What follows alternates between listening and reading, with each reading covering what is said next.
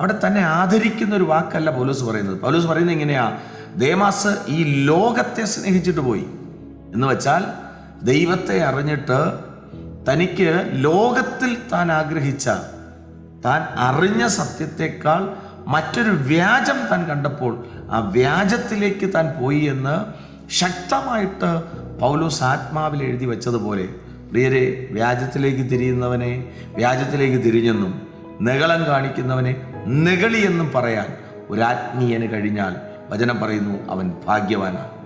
അല്ല, ദേമാസ് പോയി, സാഹചര്യങ്ങൾ കൊണ്ടുപോയി എന്നൊക്കെ പറഞ്ഞ് പൊതിയാതെ, എന്നൊക്കെ പറഞ്ഞ് പൊതിഞ്ഞ് സൂക്ഷിക്കാതെ അവൻ ലോകത്തെ സ്നേഹിച്ചു, ലോകത്തിലേക്ക് പോയി എന്ന് പറഞ്ഞ് ആത്മാവിൽ നെകളിയെയും വ്യാജത്തിലേക്ക് തിരിയുന്നവരെയും ആദരിക്കാതെ ദൈവത്തെ ആശ്രയമാക്കുന്ന അനുഗ്രഹിക്കപ്പെട്ട ദൈവമക്കളായി തുടരാൻ ദൈവം കൃപ ചെയ്യട്ടെ.